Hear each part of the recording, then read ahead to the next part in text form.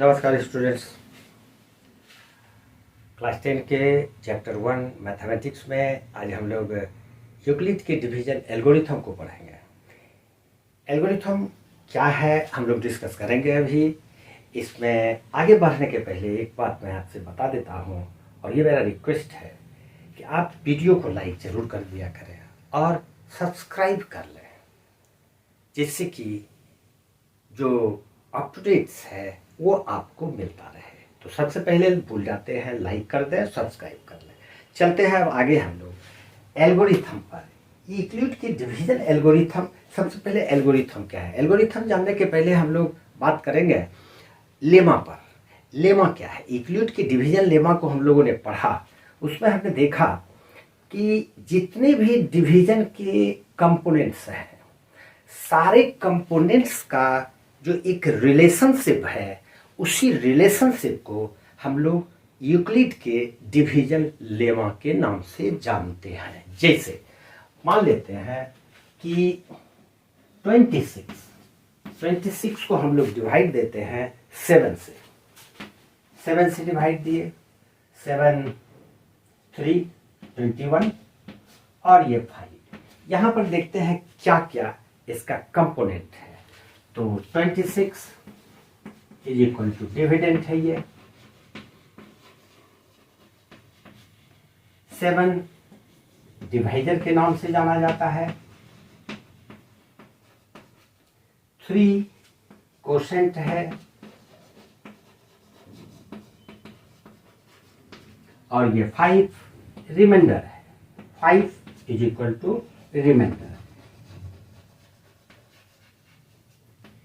ये कंपोनेंट्स है डिवीजन के, सारे कंपोनेंट्स यही है।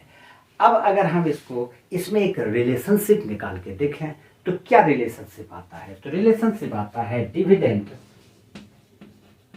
इज इक्वल टू कोशेंट और डिवाइजर का प्रोडक्ट। डिवाइजर मल्टीप्लाई कोशेंट और प्लस रिमाइंडर। इसी को हम लोग यूक्लिड के डिवीजन लेमा के नाम से जानते आए हैं, पढ़े भी हैं। और ये जो 5 है, इसका एक कंडीशन था कि रिमाइंडर इससे छोटा होगा, डिवाइजर से छोटा होगा, लेकिन 0 हो सकता है और 0 से बड़ा हो सकता है। ठीक है, इतना सा हम लोग पढ़ चुके हैं अच्छी तरह से। अब हम लोग आते हैं एल्गोरिथम पर। तो ये एल्गोरिथम क्या है? एल्गोरिथम यूक्लिड के डिवीजन लेमा का एक एप्लीकेशन है। हम यूक्लिड के डिवीजन लेमा का किस में इस्तेमाल करते हैं? तो हम यूक्लिड के डिवीजन लेमा का use HCF of 2 numbers find करने में करते हैं। तो अगर 2 नंबर हमको दिया हुआ है और उसका HCF हमको फाइंड करना है, तो हम जिस प्रोसेस का यूज करते हैं, जो स्टेप्स इसेंशियल है, जो अप्लाई करेंगे, हम उसी को एल्गोरिथम बोलेंगे। यानी एल्गोरिथम वो स्टेप्स है जो कि किसी भी थ्योरम को प्रूव करने के लिए हम यूज करते हैं। तो एल्गोरिथम यहाँ पर क्या है? मान लेते हैं कि हमको किसी 2 नंबर का HCF फाइंड करना है। चलिए मानते हैं वो नंबर है 1175 एंड 425। मान लेते हैं ये 2 नंबर्स है जिसका कि हमको HCF फाइंड करना है। ठीक है, हम लोग यूज करेंगे यूक्लिड के डिवीजन लेमा के एक एप्लीकेशन को, जिसका कि नाम है यूक्लिड डिवीजन एल्गोरिथम। ठीक है, तो कैसे करते हैं इसको? डिवीजन का ही यूज करेंगे। यहां पर देखते हैं 1175 इज ग्रेटर देन 425, तो हम लोग 1175 में 425 से डिवाइड देंगे। On dividing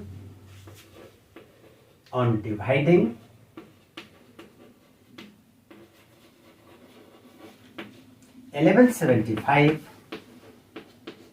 by 425 we get, हमको क्या कोशेंट मिलता है और क्या रिमाइंडर मिलता है, इसको अब देखते हैं। 1175 और 425 2 से डिवाइड करेंगे 58 माइनस करते हैं 5 2 और 325। तो क्वेश्चन हमारा 2 आता है और रिमाइंडर 325। यहाँ पर नोट करें इस बात को कि 325 425 से छोटा है लेकिन 0 से बड़ा है, यही लेमा बोलता है। ठीक है, तो हम लोग लिखते हैं on dividing 1125 by 425 we get 2 as quotient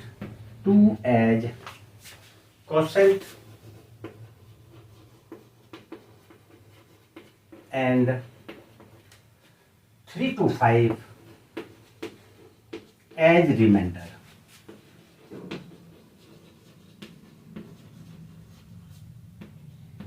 और फिर इसको अरेंज करके लिखते हैं 1175 is equal to 425 into 2 425 into 2 और प्लस जो रिमाइंडर आया है 325।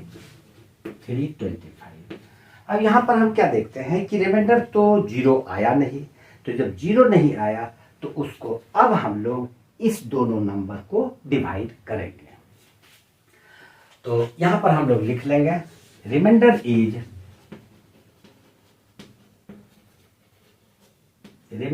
इज नॉट इक्वल टू 0 आना होगा। अब हम लोग डिवाइड करते हैं 425 और 325 में। On dividing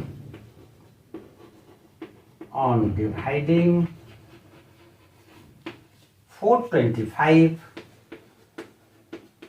by 325 we get, divide देके देखते हैं क्या होता है। 425 325 डिवाइड 425 एक 325 0 0 1 रिमाइंडर 100 है और क्वोशंट हमारा 1 आया है, तो हम लिखेंगे we get 1 as quotient and 100 as remainder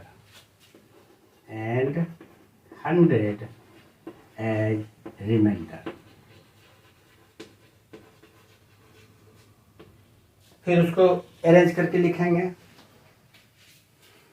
425 is equal to 425 is equal to 325 multiply 1 325 multiply 1 और प्लस जो रिमाइंडर है, रिमाइंडर कितना है 100, तो 100 लिख देते हैं।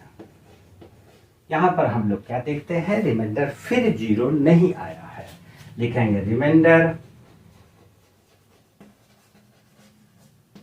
Is not equal to 0। जब रिमाइंडर 0 नहीं आया है तो फिर हम लोग इस दोनों नंबर पर चलेंगे। On dividing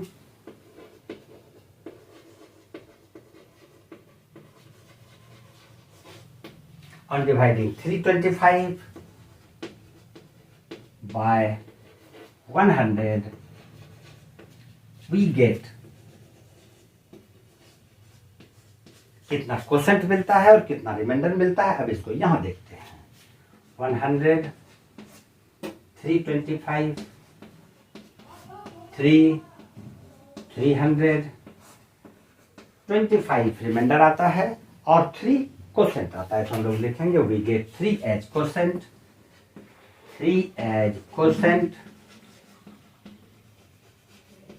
and 25 as remainder 25 as remainder. फिर इसको अरेंज करके लिखेंगे 325 is equal to 325 is equal to 100 multiply 3 100 multiply 3 plus 25। यहां पर फिर लिखेंगे remainder is equal to remainder is not equal to 0। अभी फिर रिमाइंडर 0 नहीं आया। अब हम लोग इस दोनों नंबर पर चलेंगे, फिर लिखते हैं on dividing 100 by 25, on dividing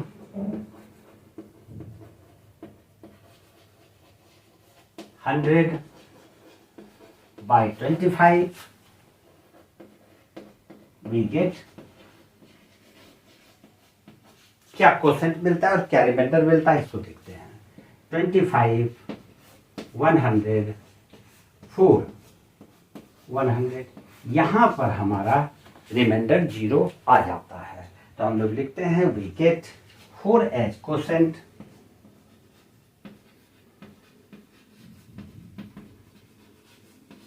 and 0 as remainder, 4 as quotient and 0 as remainder। फिर इसको अरेंज करके लिख देंगे हम लोग। किस तरह से अरेंज करके लिखेंगे? 100 is equal to 100 is equal to 25 multiply 4, 25 multiply 4 plus 0। यहाँ पर हम लोग देखते हैं कि इसका इस केस में रिमाइंडर 0 आ गया। जब रिमाइंडर 0 आ जाए तो जिससे डिवाइड करते हैं यानी कि 25 से, वही हमारा एचसीएफ होगा। Therefore HCF is equal to 25। यही हमारा एल्गोरिथम का इस्तेमाल करके हम लोग किसी भी दो नंबर का एचसीएफ फाइंड कर सकते हैं। उम्मीद है कि ये एल्गोरिथम और इसका किस तरह से हम लोग यूज करते हैं और कैसे हम एचसीएफ फाइंड करते हैं आपके समझ में जरूर आया होगा। और अगर नहीं आया तो फिर कमेंट में लिखें, दूसरा क्वेश्चन से मैं इसको समझाऊंगा। आज इतना सा ही, अगला वीडियो में फिर हम लोग ऐसे ही किसी क्वेश्चन को लेके आएंगे। जय हिंद।